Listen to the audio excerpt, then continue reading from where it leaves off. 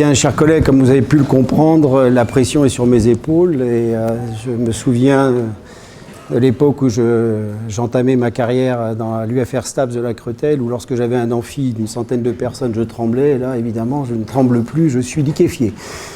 Et donc, je suis très heureux d'être présent devant vous aujourd'hui. Plus fort, comme ça, c'est mieux? D'accord. Ne commence pas. Ceux qui sont au fond, vous l'avez mérité, restez au fond. Les premiers rangs entendront mieux, par contre, ils prendront mes postillons.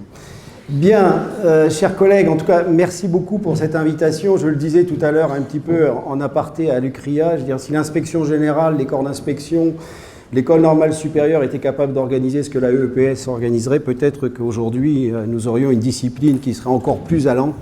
Parce que je reste intimement persuadé que si vous êtes si nombreux sur un week-end et que vous avez payé pour être là, quand je pense qu'on a du mal à faire venir les enseignants lorsqu'on leur demande de venir gratuitement et sur leur temps de travail qu'ils ne viennent pas, je me dis qu'on a quand même encore beaucoup de choses à faire en termes de formation. Ça, c'était la petite aparté inaugurale. On me demande d'intervenir aujourd'hui. Alors, je vais être très clair.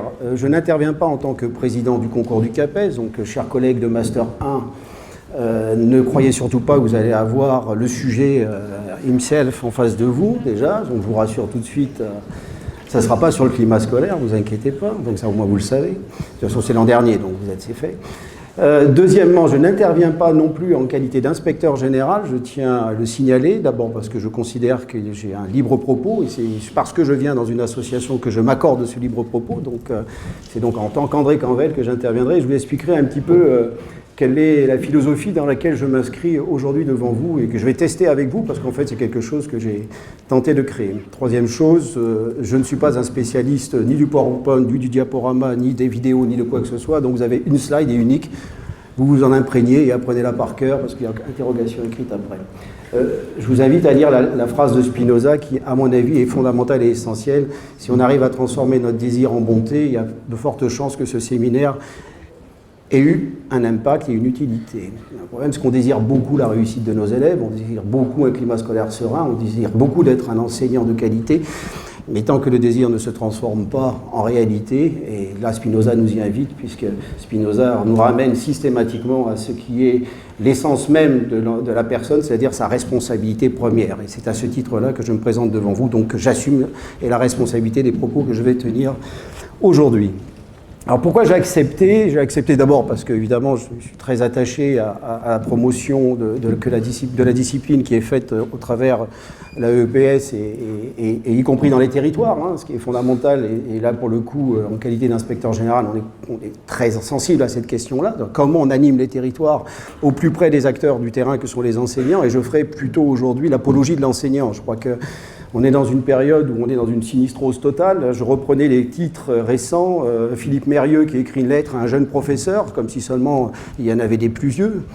S'il écrivait une lettre à un professeur, ce serait mieux, parce qu'on soit jeune ou qu'on soit vieux, on peut être confronté à la même problématique. Mais ça veut dire qu'il y a des choses à dire à l'enseignant. Vous avez récemment Bernard Lahire qui est passé, il n'y a pas plus tard qu'avant-hier, sur France Inter pour nous parler des inégalités et du malaise des enseignants. Vous avez très récemment pu prendre conscience, effectivement, suite aux drames qui se sont déroulés dans cette académie, drames personnels et professionnels, eh bien, que tout le monde est persuadé qu'il y a un malaise enseignant. Alors je vous dis tout de suite, je ne suis pas là pour appuyer sur le mot malaise, mais plutôt vous mettre à l'aise. C'est-à-dire, un enseignant, par définition, fait un métier absolument extraordinaire. C'est un métier difficile parce que c'est un métier social, c'est un métier de contact, c'est un métier où il faut réinventer chaque jour et remettre l'ouvrage sur le métier, comme on dit. Et donc, par conséquent, c'est plutôt de cela que j'ai envie de vous parler.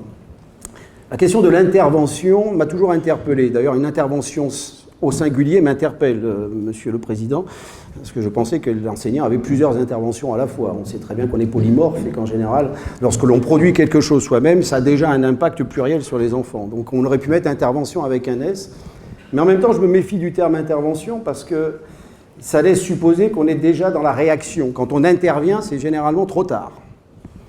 Donc ce que je voudrais, c'est essayer de vous inviter à essayer d'être plutôt proactif, c'est-à-dire d'intervenir en amont de façon à ce qu'à un moment donné, je dirais, l'enseignement puisse déboucher sur le faire apprendre, qui est vraiment le credo sur lequel je reviens assez systématiquement, et je sais que nombreuses et nombreuses sont ceux qui m'ont entendu à Vichy, que ce soit les jurés ou les candidats. Cette question du faire apprendre me paraît être au cœur même de la problématique de ces 2 jours, parce que finalement enseigner c'est pas trop compliqué, à peu près tout le monde a enseigné, quand on est parent on enseigne d'une certaine façon, dès lors qu'on a un contenu et on a un interlocuteur on enseigne. Faire apprendre, c'est une autre procédure. C'est un vrai métier, celui-ci. C'est un métier très complexe et très exigeant. Donc voilà un peu ce que je voulais dire en introduction. Alors la thématique sur laquelle on me demande d'intervenir, le rôle de l'enseignant, 2 petits points. Climat scolaire, réussite et climat scolaire, laisse supposer que cette conjonction de coordination nous invite à considérer qu'il y aurait une relation fonctionnelle entre climat scolaire et réussite. En tout cas, c'est ce qui se dit. En tout cas, c'est la doxa, c'est quelque chose que l'on entend régulièrement, que ce soit sur les médias ou dans les contextes plus scientifiques ou plus expérimentaux ou plus professionnels, ça semble un aller de soi, un allant de soi. Il y aurait comme une corrélation, comme une forme de lien entre le climat scolaire et la réussite. Alors je vais vous donner 2 exemples qui montrent que ce n'est pas aussi simple que cela, et vous allez tout de suite les comprendre, ces exemples. Là, je prends ma casquette d'ancien chef d'établissement. Exemple numéro 1, lycée de centre-ville, 100% de réussite au baccalauréat, même parfois 102%. On arrive même à faire à l'éducation nationale 102%. C'est-à-dire qu'on a affaire à réussir des gamins qui ne sont même pas là. C'est quand même assez extraordinaire. Oui, c'est réel. C'est-à-dire que quand l'institution veut faire réussir, elle est capable. 102% de réussite au baccalauréat, mais par contre, 55% des gamins qui passent par l'infirmerie pour déclarer des maladies graves, maladies psychologiques, une espèce de syndrome de la réussite, et qui font qu'un certain nombre d'entre eux peuvent passer à l'acte ou parfois démissionner et quitter, ce qui nous permet d'ailleurs d'améliorer nos statistiques, parce que quand ils démissionnent, ils sortent de nos statistiques et on a toujours 102%. C'est la raison pour laquelle on a 102%. Donc ça veut dire qu'il y a un endroit où il y a une réussite scolaire, en tout cas qui est identifiée comme telle, mais le climat scolaire n'y est absolument pas. La salle de classe est un lieu de souffrance. Les élèves le disent quand on leur donne la parole. Le conseil de classe est un lieu qui ressemble, on va dire, à un tribunal correctionnel, au mieux. Parfois même un tribunal d'instance. Alors que là, il se passe quelque chose qui fait qu'à un moment donné, l'élève se trouve assigné à réussir. Quand vous allez en salle des professeurs, il y a la souffrance, parce qu'évidemment, il y a la pression. Alors, la pression parentale, parce qu'il faut que les enfants réussissent. On ne sait pas à quoi, on ne sait pas pourquoi, mais il faut qu'ils réussissent. Donc les enseignants sont eux-mêmes stressés et eux-mêmes se mettent régulièrement en congé. Donc ça veut dire qu'on arrive à faire réussir avec des enseignants en congé. Ça veut dire que la réussite, elle est co-construite avec d'autres, ailleurs. Il y a nécessairement un ailleurs dans la réussite scolaire qui n'est pas propre à l'école. D'ailleurs, le dit très bien d'ailleurs. Donc l'exemple type qui consiste à dire réussite scolaire avérée, climat scolaire délétère. Donc ça ne marche pas. Maintenant, on prend l'inverse.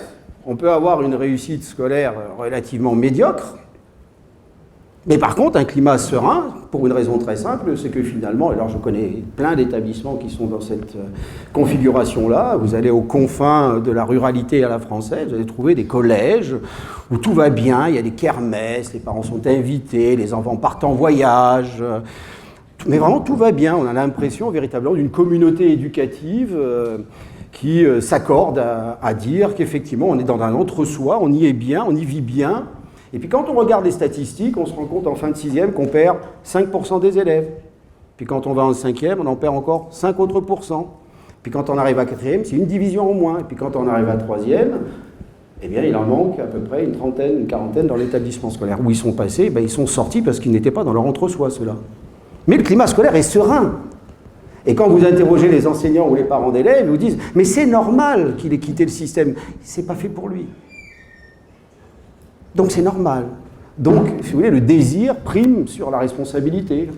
On avance le désir, on est entre soi, on est content d'être ensemble, le climat est serein, il n'y a aucun problème, vous regardez les indicateurs de la vie scolaire, tout va bien. Zéro conseil de discipline, très peu de commissions disciplinaires, très peu d'ailleurs de commissions éducatives également, ni de commissions concentrées sur les problématiques des élèves. Des enseignants qui ne bougent pas, 95% de sédentarité, avec des enseignants qui s'encroutent, qui s'enquistent, qui finalement finissent même par s'enraciner sur le lieu. Et puis des élèves qui passent et qui parfois trépassent. Mais le tout dans le silence le plus complet et dans l'acceptation la plus complète du corps enseignant et des parents d'élèves qui cautionnent en plus derrière. que soyez jeune ou moins jeune, vous ne pouvez pas ignorer que c'est ce que je vous dis est la vérité, chers collègues.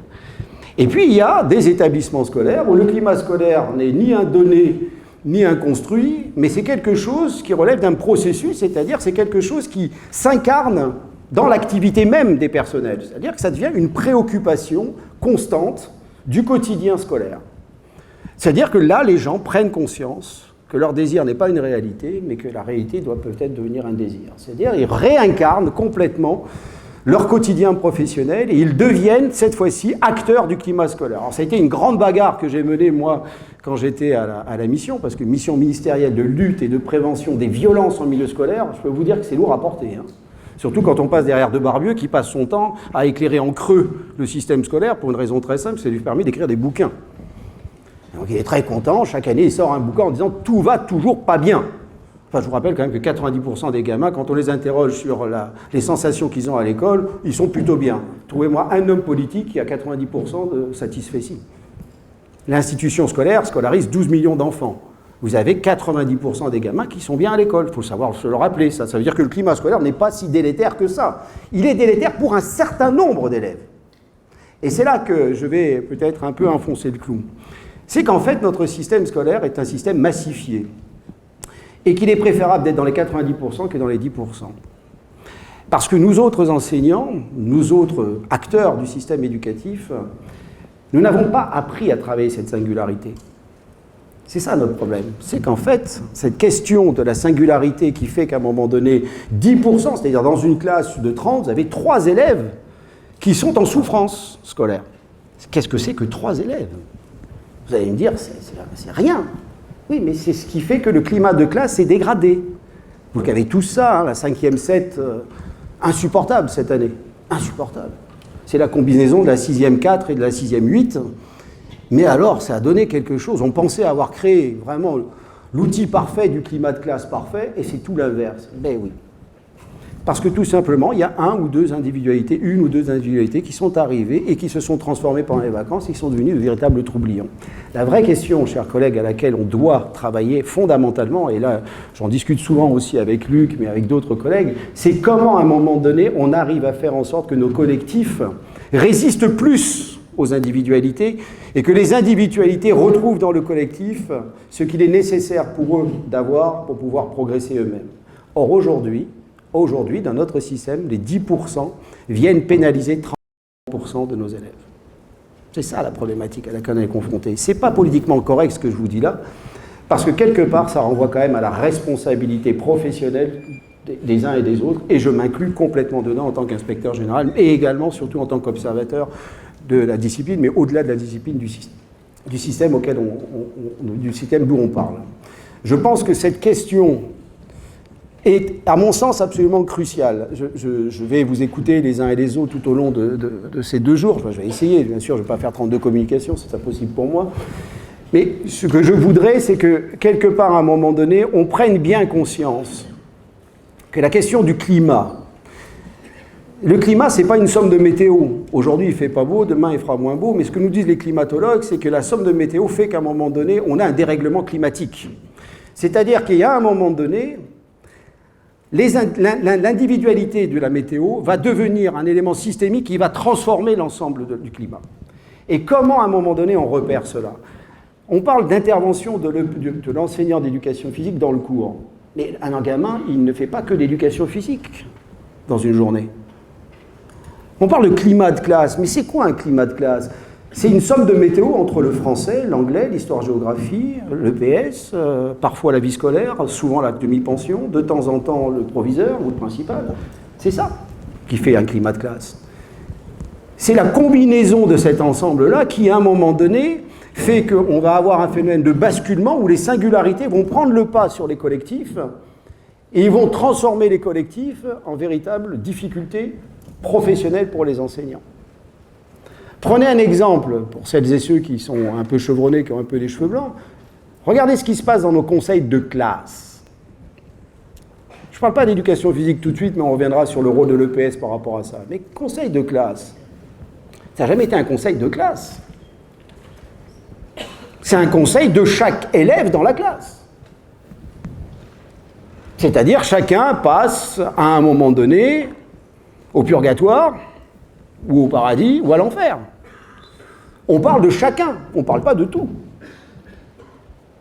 À quel moment l'on va discuter finalement de ce qui se passe au niveau de cette 5e 6 là, dont on parlait tout à l'heure? Au global, quels sont les indicateurs que l'on partage avec nos collègues pour à un moment donné définir cette question du climat? Si on considère qu'il y a une forte intrication entre climat de classe et réussite, il va bien falloir à un moment donné s'interroger sur qu'est-ce que c'est que ce climat de classe et comment on le définit, comment on l'incarne, comment on le construit, comment on s'en empare. On est tous en train, les uns et les autres, à s'interroger sur comment, à un moment donné, on va pouvoir résoudre le problème de nos 10% d'élèves qui sont en marge de notre système. Mais c'est ne pas s'appuyer sur les 90% qui fonctionnent. Comment on s'appuie sur les 90%? Tout à l'heure, Luc nous montrait une photo assez intéressante où on voit effectivement un ensemble disparate d'acteurs de l'école présents, une assistante sociale, un formateur, etc., etc. Mais où est-ce qu'on apprend ça dans les SP, excuse-moi, dans les INSPE? Où est-ce qu'on apprend à travailler ensemble, à faire ensemble? Où est-ce qu'on apprend à déterminer le plus petit dénominateur commun qui va nous permettre de pouvoir parler de la même chose quand on parle de la classe de 5e 6? Je suis persuadé, chers collègues, si je vous montrais quelques images d'une classe et qu'on vous interrogeait individuellement, vous auriez des points de vue tellement différents qu'on serait mieux à aller à la plage que de rester ici. Parce que le point de vue que l'on a sur un collectif est un point de vue extrêmement singulier parce qu'il renvoie directement à notre place dans le collectif et au rôle que l'on s'assigne dans ce collectif. Parce qu'à un moment donné, dissocier, enseigner, apprendre, c'est une ineptie totale. Parce que toute action de l'enseignant dans un collectif a nécessairement une répercussion sur l'ensemble du collectif. Il va falloir cesser de penser que la seule réussite à viser, c'est la réussite individuelle. Vous avez un très beau texte de Koch de 91 ou 92 sur l'école et qui dit que, grosso modo, l'école vise 3 finalités. Une finalité singulière et individuelle. C'est là-dessus qu'on appuie en permanence. Il faut que chacun d'entre nous réussissions, que ce soit l'enseignant, chacun des élèves réussisse. Mais vous ne faites pas une société avec ça. Vous faites une somme de personnes qui sont en compétition permanente. Puis après, il dit qu'il y a 2 autres finalités. Il y a une finalité sociale. Où est-ce qu'elle est travaillée, cette finalité sociale? On parle de climat scolaire et en même temps, on fait totalement abstraction de la dimension collective et sociétale dans une communauté d'individus. Comme si quelque part, à un moment donné, ça allait de soi. Mais non, c'est ce qu'il y a de plus difficile à construire. Je me suis battu pendant 2 ans, quand j'étais à la mission, sur cette espèce d'avatar médiatique de vivre ensemble. Mes chers collègues, on n'a pas le choix. On est 6 milliards sur Terre. Comment on va faire pour faire autrement que de vivre ensemble? On n'a pas le choix. Par contre, si on veut améliorer cette dimension-là, il faut commencer déjà par faire ensemble. Faire ensemble, ça veut dire qu'à un moment donné, il va falloir se mettre d'accord sur une forme transformée, et là je rejoins complètement ce que disais-tu, une modification profonde du geste professionnel des enseignants. Un enseignant ne peut plus se considérer comme isolé dans sa classe, c'est plus possible. Ça veut dire qu'il faut transformer sa pratique, ça veut dire qu'il faut l'inviter à considérer que sa pratique est une pratique sociale. Vous avez un très beau texte là-dessus, je pense à lui de Sansévi là-dessus, qui dit très clairement que enseigner et faire apprendre, ce sont des éléments qui appartiennent profondément à la dimension anthropologique. Vous avez Stanislas Dehaene qui parle d'homo docens. D'homo docens, c'est la différence entre Homo sapiens et le reste du monde, c'est que l'homo docens, c'est celui qui a compris qu'à un moment donné, il ne peut pas apprendre sans l'intervention de l'autre. C'est-à-dire, un petit homme ne peut pas apprendre sans l'intervention d'un plus grand que lui, ou d'un différent de lui. C'est fondamental, c'est ce qui nous différencie de l'animal. Pas un animal appartenant au genre animal n'est en capacité de pouvoir enseigner. Même le bonomo n'enseigne pas. Le bonomo fait, et le bébé regarde. Et à partir de là, il répète un geste qu'il a vu. Mais en aucun cas, il y a l'intervention de l'adulte sur l'enfant pour lui modifier son geste, pour réguler son geste, pour l'adapter. J'écoutais tout à l'heure l'un de vos intervenants sur l'axe 3, sur les régulations. On ne fait que ça. Le seul intérêt, c'est la régulation. C'est qu'est-ce que moi j'apporte à un moment donné pour transformer une activité de classe, qui est une somme d'activités individuelles, en une activité collective d'apprentissage. C'est exactement ce que Luc disait tout à l'heure. Comment on transforme un collectif apprenant? Comment on fait en sorte que le gamin, quand il rentre dans la classe de 5e 7, Il est envie de partager avec l'autre ce qui va devenir demain son propre roman, mais qu'il aura construit avec les autres, c'est-à-dire en se transformant à travers l'autre. C'est ça, le passage de la réussite au climat scolaire ou du climat scolaire à la réussite. C'est un passage extrêmement complexe. Et c'est un passage qui, très souvent, laisse sur le bas-côté un certain nombre d'enfants parce qu'ils n'ont pas les compétences sociales ou les compétences non scolaires qui vont avec. Parce qu'ils sont incapables de comprendre quelle place ils ont dans un collectif. C'est exactement tout à l'heure sur une des vidéos de cet enfant qui rentre pensant qu'il allait devenir l'alpha et l'oméga du cours, qu'il allait devenir l'événement du cours. Et puis non, c'est un non-événement. Parce que la classe est orientée, la classe est organisée. La classe est structurée vers un objectif qui ne lui appartient pas, mais qui est co-construit avec l'enseignant. Donc aujourd'hui, quand on me dit on va vers une révolution qui fait que l'enseignant va petit à petit disparaître, je dis, chers collègues, on a largement de quoi se rassurer. Jamais les enseignants n'ont été autant au cœur de la problématique sociale. On est, qu'on le veuille ou non, à la croisée des chemins. Soit on est capable de relever ce défi et on fait la démonstration qu'on ait des éléments clés dans le dispositif pour transformer socialement nos établissements scolaires et en faire de vrais lieux d'apprentissage, soit effectivement on va aller dans un mode opératoire de type technique ou techno, qui va faire qu'à un moment donné, le geste professionnel sera appris je ne sais où, et ça donnera une somme d'individus, avec toutes les souffrances que l'on peut connaître.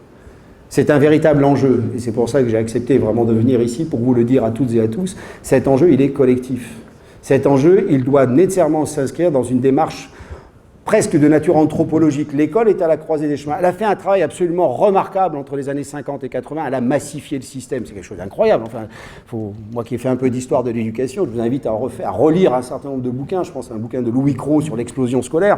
Il faut quand même savoir que l'institution, l'État, la nation française a fait un effort absolument démoniaque pour faire passer un système scolaire qui, grosso modo, fonctionnait avec 2 degrés à un système scolaire unifié. Gloire à nos anciens. Ce travail-là, ils l'ont fait. Par contre, ils ont laissé le plus difficile. Qu'est-ce qu'on fait avec les 10% qui n'arrivent pas à monter? Et parce que tout simplement, il n'y a qu'une seule échelle pour monter. C'est la réussite individuelle. C'est que nous ne fonctionnons qu'à la réussite individuelle. C'est-à-dire qu'on ne regarde que la réussite individuelle. Que nos outils d'évaluation, nos outils de certification ne certifient et n'évaluent que des individus. Je rêve en tant que président du concours du CAPES, d'une épreuve collective. Mettre 4 jeunes collègues sortant de M2 dans une pièce en leur disant voilà le contexte dans lequel vous allez vous retrouver l'année prochaine, vous allez avoir en face de vous un chef d'établissement, un CPE, un de vos collègues, et vous avez à construire un projet pédagogique, vous allez le défendre en conseil pédagogique. Waouh! Ben oui, mais c'est ce que vous allez faire dans 2 mois. Parce que dans la classe, c'est une chose, et c'est le deuxième critique que je ferai, excusez-moi, mais heureusement que le prof, et c'est la grande transformation du métier d'enseignant, c'est que ça ne se passe plus que dans la classe. Ça se passe partout, le rôle de l'enseignant. Le rôle de l'enseignement a explosé dans l'établissement scolaire. Et d'ailleurs, c'est une des raisons pour lesquelles les enseignants sont fatigués. Ils sont épuisés parce qu'ils n'ont pas été préparés à travailler avec les autres. Ils ont été préparés à travailler avec leurs élèves. De 8 à 10, 5e, 6. Après, ce qui se passe, c'est l'opération du Saint-Esprit, au pire, ou l'opération du Saint-Laïque, au mieux. Mais en tout cas, ça ne me concerne pas. On verra au conseil de classe ce que ça donne. La vraie question, c'est comment, à un moment donné, j'intègre, moi, aujourd'hui, sur l'intervention de l'enseignant, la dimension collégiale, collective, collaborative, qui fait qu'à un moment donné, on ne se contente pas de le dire. Le terme de collectif, je ne sais pas, vous avez remarqué, c'est comme la confiance. C'est un mantra. Tout le monde en parle. Jamais la société n'a été aussi défiante, jamais la société n'a été aussi discriminatoire, jamais la société a été aussi atone et anomique, et pourtant, on ne parle que de confiance et de collectif. Mes chers collègues, ça s'apprend à travailler collectivement. En tout cas, ce n'est pas sous ce format-là, très clairement. C'est sous d'autres formats. Je ne sais pas s'ils existent. Il y a des psychosociologues qui ont travaillé dans les 50-60, Moreno, Lewin, et d'autres qui ont travaillé. Et c'est marrant parce que tout d'un coup, on redécouvre ces auteurs de la psychologie sociale qui nous avaient appris à travailler en groupe. Mais tout ça, ça a été balayé par une école qui a considéré que la massification était quelque chose qui devait se situer jusqu'à l'individu. Mais on ne massifie pas jusqu'à l'individu. On massifie des collectifs. Il faut réinventer une nouvelle organisation scolaire, réinventer une nouvelle organisation de comment faire classe, de façon à un moment donné à réintégrer la place de l'enfant dans le social. Nous sommes des travailleurs sociaux. Pas très bien payés comme tous les travailleurs sociaux, Mais nous sommes les travailleurs sociaux. Nous avons à faire passer ce message qui consiste à dire que l'homme, le petit homme, est d'abord et avant tout un être grégaire et il a besoin nécessairement des autres et bien de tous les autres pour pouvoir progresser et se transformer.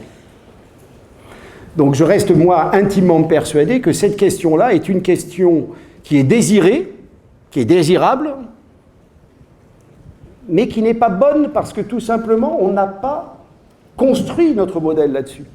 Il faut déconstruire notre modèle totalement, et ça veut dire que ça va prendre du temps, ça veut dire qu'il va falloir que des organismes de formation se mettent en place, que ce soit la formation initiale, statutaire et continue, il va falloir que nos chefs d'établissement se mettent au travail. C'est quelque chose de systémique. Ce que nos anciens ont fait pour la massification, nous, il faut qu'on fasse quelque chose pour les 10% restants. Si on veut qu'il y ait une adéquation entre réussite et climat scolaire, c'est la condition sine qua non pour y arriver. Sinon, nous n'y arriverons pas. Je voudrais juste peut-être continuer mon propos sur la question du climat scolaire et de la réussite. La troisième dimension éventuelle que Guy Coq défend, dont je vous rappelle, finalité individuelle, réussite collective, mais il y a une troisième finalité sur laquelle finalement on ne vient pas souvent, et sur laquelle je souhaiterais insister, et là je vais réinvestir le champ de l'éducation physique et sportive, et vous allez voir que ça va nous impacter directement pour la poursuite de nos travaux. Coq dit, le rôle de l'école, c'est aussi un passeur de culture. C'est-à-dire, le rôle de l'école, c'est à un moment donné de s'assurer et de se garantir que la génération suivante puisse véritablement récupérer l'héritage de la génération antérieure. C'est ni plus ni moins ce que nous disait Hannah Arendt. La position d'Arendt, elle est là. C'est-à-dire qu'il y a une tradition et cette tradition doit être transmise. Et c'est une tradition de nature culturelle. La vraie question que l'on doit se poser, c'est est-ce que cette culture est une culture qui ne nous appartient pas, qui vient de l'extérieur de l'école, ou est-ce que c'est qu'une culture qu'on doit construire à l'école et qui appartient à l'école ? Et là, je vais vous donner ma position immédiate, comme ça va être réglé. Pour moi, la seule culture qui compte à l'école, c'est celle de l'école. Pourquoi ? Parce que si seulement elle ne vient pas de l'école, elle vient donc de la société. Si elle vient de la société, ça veut dire qu'à un moment donné, il y a de la discrimination à la culture. C'est-à-dire qu'il y a des cultures nobles et d'autres qui le sont moins. Vous avez vu le débat récent entre Jean-Michel Blanquer et un certain nombre d'autres sur la PEAC, sur le parcours éducatif, artistique et culturel. Ils étaient tous d'accord pour dire que la culture, c'est extraordinaire, c'est fabuleux, c'est merveilleux, c'est un élément clé de l'épanouissement de l'enfant, de son développement. Ouais. Puis quand il a fallu quand même rentrer un peu plus dans le détail, dire mais c'est quoi la culture ? Ah là, on avait les classiques contre les modernes. Grosso modo, on avait Berlioz contre un rappeur. D'ailleurs, voilà, il y a des gens qui considèrent que la culture, elle doit être nécessairement classique parce que c'est la culture classique qui doit construire et nourrir les enfants du XXIe siècle. L'autre dit non, c'est les enfants du XXIe siècle, ils ont besoin de la culture du XXIe siècle. C'est celle-là dans laquelle il faut qu'ils baignent. Et puis il y en a un troisième, que vous avez devant vous, qui dit non, la culture, elle appartient à personne. La culture, elle appartient à la modalité qui lui donne naissance. Regardez bien les travaux de Bruno Latour qui travaille sur les modes d'existence. L'école est un mode d'existence. C'est-à-dire l'école génère sa propre réflexion, l'école génère ses propres contenus. C'est pas pour rien qu'on vous bassine avec les programmes. Puis seulement, il n'y avait pas des programmes, ça laisserait supposer que, grosso modo, on laisse grand ouvert les portes de l'école et on laisse rentrer à l'école toutes les formes de culture, on laisserait des cultures se développer plus ou moins dans l'école. Si on les ferme, les portes, c'est que quelque part, on considère que l'école doit être porteuse de sa propre culture. Pourquoi ? Ben parce qu'elle s'adresse à tout le monde. Parce qu'elle s'adresse à tout le monde. Et oui, je ne sais pas si c'est un scoop pour vous, mais l'école est obligatoire en France. Elle est obligatoire longtemps en plus de ça. On a même repoussé l'obligation de scolarité. Donc ça veut bien dire qu'à un moment donné, s'il était obligatoire, elle est donc plutôt égalitaire plutôt que libérale. Si elle est égalitaire plutôt que libérale, ça veut dire qu'à un moment donné, il faut que les choix aillent plutôt du côté de l'égalité. Comment on définit l'égalité face à un système culturel qui est profondément discriminatoire ? Ben, ça veut dire qu'il faut la redéfinir. Ça veut dire qu'il faut à un moment donné que le législateur s'accorde plus ou moins bien, plus ou moins avec les personnels enseignants, plus ou moins avec les acteurs, sur qu'est-ce qui doit s'enseigner et qu'est-ce qui doit se faire apprendre. Et là, chers collègues, je reviens en éducation physique et sportive, et je sais que je vais certainement crisper certains d'entre vous, mais c'est pas grave. C'est l'intérêt de la EPS, c'est qu'on peut enfin discuter et échanger, y compris quand on n'est pas d'accord. Je pense qu'on fait totalement fausse route, puisque le S d'éducation physique est sportif alors qu'il devrait être scolaire. c'est que le vrai problème auquel on est confronté aujourd'hui, en termes de l'intervention de l'enseignant dans la classe, c'est qu'à partir du moment où le prof de PS enseigne les sports, eh bien, il y a de fortes chances, et finalement, qu'il discrimine. Faites un cycle handball, ou un cycle volleyball, ou un cycle de n'importe quoi, et mettez les gamins en situation, vous allez voir tout de suite que vous allez avoir beaucoup de travail en évaluation pour sortir tout le monde à 14. Alors, par contre, on est les rois du pétrole. Ça, on sait faire. On a même un baccalauréat qui monte tous les ans. On voit les gamins se dégrader physiquement, physiologiquement, mais on voit les notes monter, monter, monter. Alors j'attends avec impatience avec le nouveau référentiel, puisqu'on nous annonce que le nouveau référentiel est tout sauf égalitaire. Je pense qu'il sera non seulement égalitaire, mais va être supra-égalitaire. C'est-à-dire qu'il va y avoir une espèce de bataille entre les établissements pour sortir la meilleure moyenne. Et on risque d'avoir des 22 sur 20 assez rapidement en éducation physique. Mais c'est ce fiche du monde, chers collègues. C'est-à-dire que là, pour le coup, on vend quelque chose qui est tout sauf égalitaire. La vraie question à laquelle on doit être confronté aujourd'hui, c'est est-ce que les activités physiques et sportives sont les conditions nécessaires et suffisantes pour définir un climat scolaire serein et assurer une réussite pour tous? Ce sera peut-être le prochain colloque. Vraie question, jamais posée, hein. Jamais posée. Part du principe que l'APSA est suffisante et nécessaire pour pouvoir définir les conditions organisationnelles d'une bonne pratique physique pour tous. Pour avoir vu quand même un certain nombre de cours d'éducation physique, hein, je suis un peu comme Jean-Jacques Rousseau, j'aime bien marcher, me déplacer et observer, je suis plutôt un éthologue qu'un ethnologue, je regarde, j'observe, j'essaie de ne pas faire de bruit, de me faire oublier. Le constat que je fais, c'est que c'est plutôt tout l'inverse. Les APSA, chers collègues, sont le résultat d'une sélection eugéniste du mouvement humain. Mettez un gamin sur un terrain de... on va changer de basket, parce qu'on va dire le handball, on va me dire que j'en dois vendre, mais moi, mettez-moi un gamin sur un terrain de basket qui fait la taille que je fais, 5e, un ballon qui est presque aussi gros que moi, avec des contraintes qui sont telles que, grosso modo, je ne sais plus ce que je dois faire avec, si je dois la prendre, pas la prendre, puisque je vais pouvoir la prendre, mais si je la prends, je ne peux pas repartir. Avec en plus de ça des cibles horizontales perchées. Et le tout sur cette séance. Et puis le cycle suivant, l'année après, on fera volleyball. D'accord ? Donc vous voyez, c'est un peu comme le mythe de Sisyphe, hein. On va monter la pierre, on va retomber, on va remonter la pierre, on va retomber. La vraie question, c'est qu'est-ce que l'on propose à nos élèves en termes de culture physique scolaire pour faire en sorte que de la 6e à la terminale, on puisse avoir des indicateurs patentés, merci la Cour des comptes, qui nous permettent de pouvoir vraiment dire ce que l'on enseigne et ce qu'on fait apprendre à l'école. Parce que si on continue de dire qu'on fait et qu'on enseigne et qu'on fait apprendre des APSA, on va dans le mur. On va dans le mur dans deux directions. On va dans le mur, et là, vous voyez, je vais boucler sur mon propos, on va dans le mur sur la question de la réussite.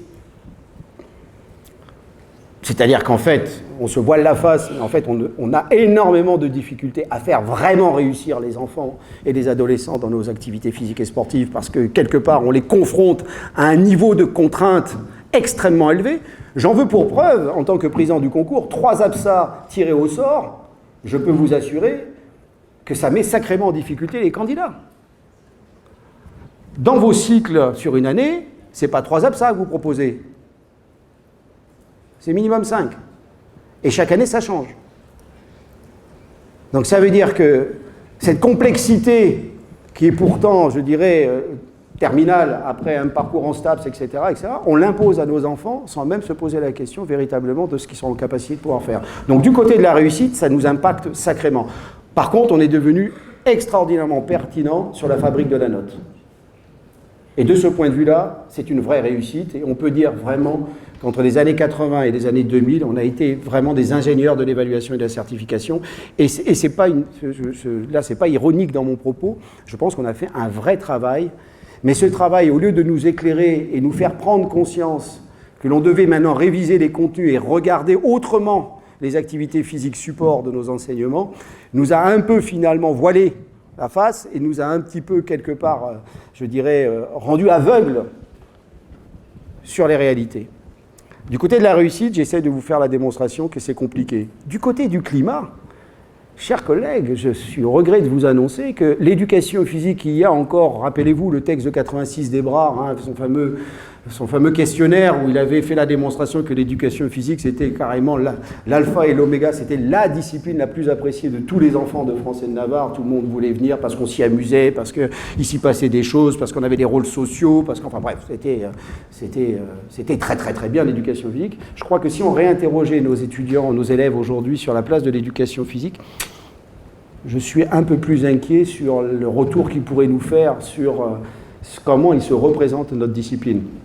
Vous avez un auteur, j'ai perdu son nom, qui a travaillé sur la question du vécu disciplinaire, qui est sur l'île, qui a travaillé grosso modo sur quelle représentation les élèves avaient de l'activité scolaire dans les disciplines. Et il a révélé une quinzaine d'indicateurs qui permettent de pouvoir étayer les disciplines et les comparer entre elles. Alors évidemment, au fin fond, les disciplines les plus problématiques, il reste 5 minutes, c'est ça ? Les plus problématiques, il y a les mathématiques. Alors c'est assez amusant parce que tout le monde pense que mathématiques, c'est l'alpha et l'oméga, c'est la réussite de toute la société française. Les gamins, ils la mettent au sous-sol. Donc dès qu'on leur parle mathématiques, tout de suite, c'est l'effondrement, plus d'estime de soi, on n'a plus envie. Bref. Par contre, l'éducation physique, moi je pensais, parce que du coup je l'ai interrogé, ce collègue-là, on dit, mais alors l'éducation physique, alors ça va ? Il dit non. L'éducation physique, ça ne va pas du tout. Parce qu'aujourd'hui, lorsqu'on donne la parole aux gamins et qu'on donne vraiment la parole aux gamins sur l'impact qu'a l'éducation physique, eh bien, ils disent, moi, l'éducation physique, c'est le professeur d'éducation physique qui m'a mis réellement en difficulté devant la classe, c'est le professeur d'éducation, les 10% dont vous parlez, c'est le professeur d'éducation physique qui m'a tellement mis en difficulté que moi et mon corps, aujourd'hui, on ne se parle plus du tout. C'est-à-dire qu'on ne se rend pas compte, chers collègues, et je terminerai mon propos là-dessus, que l'une des spécificités quand même de notre discipline, c'est qu'on met en jeu les corps qui ne nous appartiennent pas, qui appartiennent à des enfants et des adolescents. Et ces corps-là sont d'abord et avant tout des modes de communication qui ont du sens et prennent sens pour les enfants. Nos enfants aujourd'hui ont énormément de difficultés à s'investir dans nos cours, par une raison très simple, c'est qu'on leur propose un contexte d'activité qui est d'une telle complexité que ça les met tout de suite en difficulté pour se montrer. Eh oui, parce que les corps, ça se voit. Un élève qui n'est pas bon en mathématiques, il peut se cacher. Les seuls moments où les élèves en mathématiques se sentent en difficulté, c'est quand le prof est derrière toi au bureau, ou toi au tableau. Mais nous, ils sont tout le temps au tableau. Ils sont tout le temps au tableau. Puisque la première chose qu'on leur demande de faire, c'est d'utiliser leur corps pour apprendre. Donc je terminerai juste là-dessus. Si vous voulez que l'enseignant ait un rôle sur la réussite et le climat scolaire en éducation physique, par pitié, réinvestissez le corps, la motricité, laissez un peu de côté les activités physiques et sportives et penchez-vous, observez vos élèves en situation motrice et faites en sorte que lorsqu'ils rentrent dans une situation, ils en ressortent un tout petit peu mouillés. Merci beaucoup.